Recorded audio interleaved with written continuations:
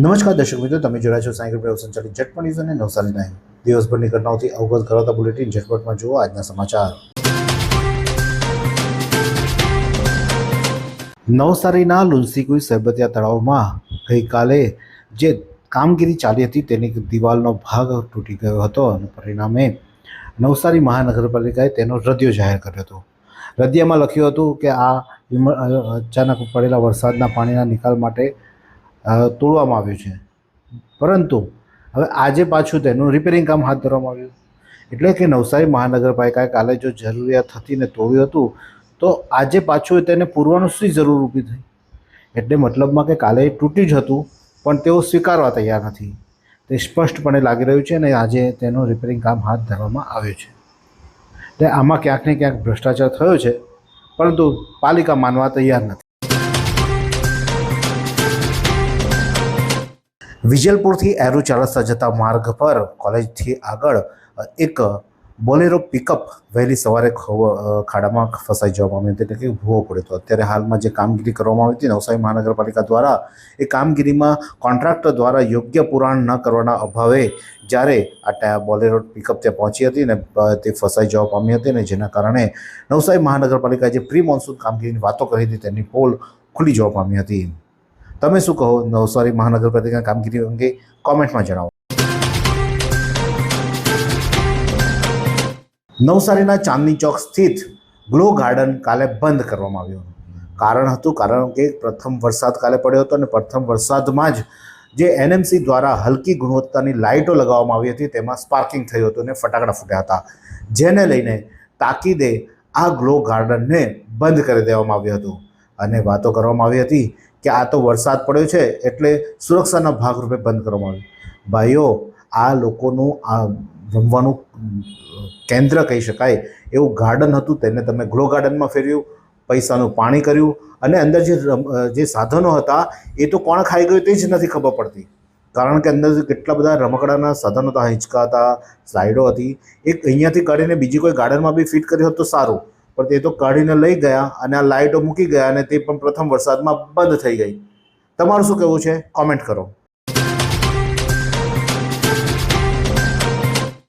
નજીવી બાબતમાં વિજલપુર ફાટક ખાતે થઈ મારામારી, એકને ઇજા થતાં સારવાર માટે હોસ્પિટલ ખસેડવામાં આવ્યા.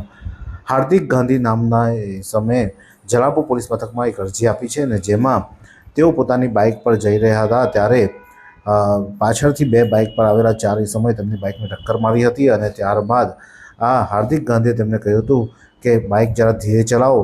તેથી તે ચાર જે બાઇક પર સવાર હતા તે ઉશ્કેરાઈ ગયા હતા. તેમની પોતાની બાઇક ટર્ન મારી પાછા આવી અને હાર્દિક અને તેના પિતા અને તેના પુત્ર ત્રણેય પર તેઓ તૂટી પડ્યા હતા અને તેમને મારવામાં આવ્યો હતો.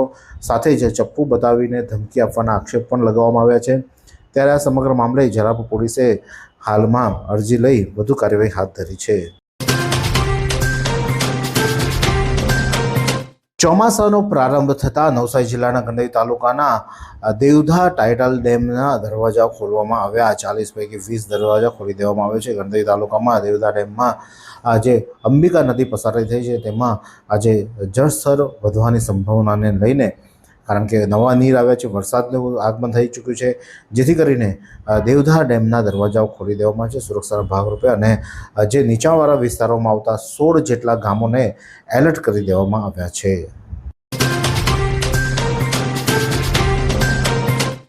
ચીખલી તાલુકાના હેલ્થ સુપરવાઇઝર નિવૃત્ત થતાં વિદાયમાન આપવામાં આવ્યું. ચીખલીના આરોગ્ય વિભાગમાં વયમર્યાદાના કારણે નિવૃત્ત થયેલા તાલુકા હેલ્થ સુપરવાઇઝર અને મહિલા હેલ્થ સુપરવાઇઝરનો વિદાય સમારંભ યોજવામાં આવ્યો હતો. આરોગ્ય વિભાગમાં તાલુકા હેલ્થ સુપરવાઇઝર તરીકે વિજયભાઈ આર પટેલ અને મહિલા હેલ્થ સુપરવાઇઝર તરીકે દક્ષાબેન પી રાઠોડ નિવૃત્ત થતાં તેમને વિદાયમાન આપવામાં આવ્યું હતું. જલાલપુર પોલીસે તેરા તુજકો અર્પણ અંતર્ગત જે ચોરીનો સામાન ચોરાયો હતો તે માલિકોને પરત કરવામાં આવ્યો. જલાલપુર પોલીસ સ્ટેશનના પીઆઈ LG રાઠોડ દ્વારા તેમની ટીમ દ્વારા ચોરીના થયેલા ગુમ સોનાના દાગીના, રોકડની કિંમતની અને મોબાઈલ ફોનની શોધખોળ હાથ ધરવામાં આવી હતી, જેમાં સોનાના દાગીના 10 તોલાની સોનાની કંઠી, મંગળસૂત્ર, સોનાની બંગડીઓ, ડિઝાઇનર સેટ અને સોનાની વીંટી એ સામેલ છે. જ્યારે જેની અત્યારે હાલની અંદાજિત કિંમત 19,86,200 તેમજ રોકડા રૂપિયા 13,500 મોબાઈલ ફોન, જેમાં મોબાઈલ ફોનની આઈફોન, સેમસંગ અને રેડમી જેવા 3 ફોનની કિંમત 70,000 રૂપિયાનો મુદ્દામાલ શોધી મૂળ માલિકોને પરત કરવામાં આવ્યો હતો. આમ કુલે 20,69,700નો મુદ્દામાલ પોલીસે મૂળ માલિકોને પરત કર્યો છે.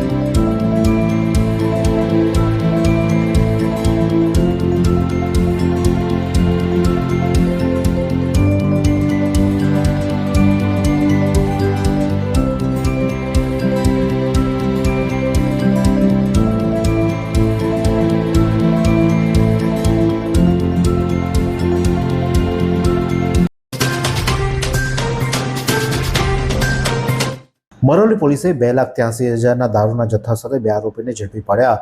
મરોલી પોલીસે બાતમીના આધારે નવસારી મરોલી 4 રસ્તા ખાતે આવતા જાહેર રોડની બાજુમાં માણેકપોર ગામના પાટિયા પાસે આવેલા એક ખેતરની અંદર મકાનમાં બાથરૂમમાં ઇંગ્લિશ દારૂનો જથ્થો સંગ્રહ કરેલો હોય, જે બાતમીના આધારે પોલીસે ત્યાં રેડ કરી હતી અને તેમને કુલ 2,83,200નો દારૂનો જથ્થો તેમજ અંગ ઝડતીમાંથી 2 મોબાઈલ કિંમત ₹25,000 તથા રોકડા ₹75,000 અને રોયલ એનફિલ્ડ બુલેટ કિંમત ₹70,000 મળી કુલ 4,53,200નો મુદ્દા માલ સાથે 2 આરોપીઓને ઝડપી પાડ્યા હતા, જેમાં અયાન મોહમ્મદ પાનવાલા અને ફરહાન ઇમરાનભાઈ મલેક આ 2 આરોપીને ઝડપી પાડી વધુ તપાસ મોરબી પોલીસ દ્વારા હાથ ધરવામાં આવી છે.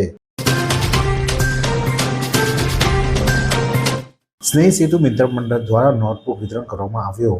કર્મયોગી સ્નેહ સેતુ મિત્ર મંડળ નવસારી દ્વારા વાંસદા તાલુકાના બોર્ડર એરિયાના ગામ રાયપુર, માનકુનિયા અને ખાતે પ્રાથમિક શાળાના બાળકોને મફત નોટબુકનું વિતરણ કરવા સાથે બાળકોને એક અનોખો કાર્યક્રમનું પણ આયોજન કરવામાં આવ્યું હતું. 30/6/2024ના રોજ યોજાયેલા કાર્યક્રમમાં ગુરુવંદના સાથે આ કાર્યક્રમ કરવામાં આવ્યો હતો. ઉપસ્થિત મહાનુભાવો દ્વારા તમામ કાર્યક્રમમાં વિદ્યાર્થીઓને જરૂરી સેવા સૂચનો પણ કરવામાં આવ્યા હતા.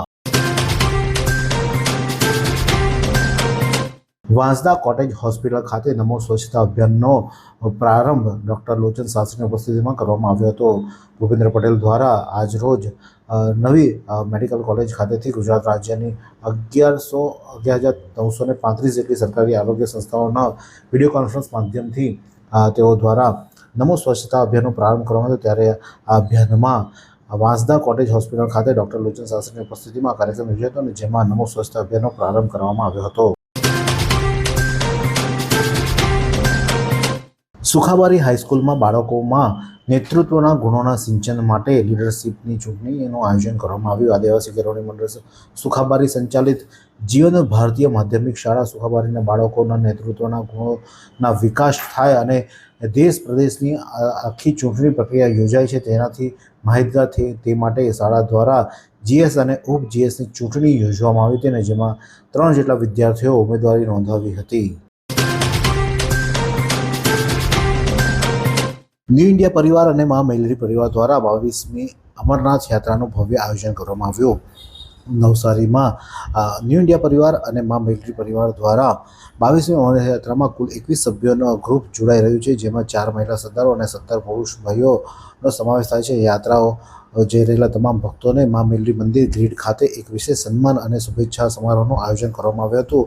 આ ઉપસ્થિતિમાં ધારાસભ્ય રાકેશભાઈ દેસાઈ, નવસારીના મેયર અશોકભાઈ ધોરાજીયા સહિતના મહાનુભાવો દ્વારા તમામ શ્રદ્ધાળુઓને ફૂલહાર પહેરાવીને ભાવભીનું સન્માન કરવામાં આવ્યું હતું અને તેમની યાત્રા મંગલમય રહે તેવી પ્રાર્થના કરવામાં આવી હતી.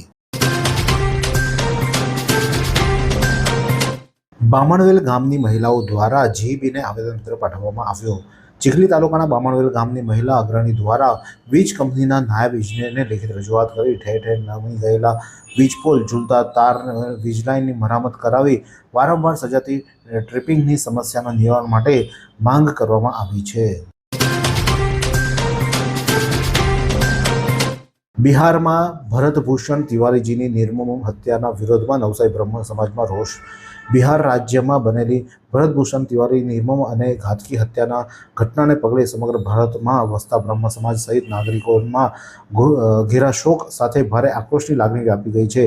આ અપરાધના વિરોધમાં અને ભોગ બનનાર પરિવારને ન્યાય અપાવવા માટે શ્રી સમસ્ત ગુજરાત બ્રહ્મ સમાજ નવસારી દ્વારા નવસારી જિલ્લા કલેક્ટર કચેરી ખાતે એક વિસ્તૃત આવેદનપત્ર આપવામાં આવ્યું હતું અને આવેદનપત્રમાં નવસારી કલેક્ટરના માધ્યમથી ભારતના પ્રધાનમંત્રી, રાષ્ટ્રપતિ તેમજ ગૃહમંત્રીને મોકલી આપવામાં આવ્યું છે અને જેમાં જે હત્યા થઈ છે તેના આરોપીઓને વહેલામાં વહેલી તકે ઝડપી અને ન્યાય આપવામાં આવે તેવી માંગ કરવામાં આવી છે.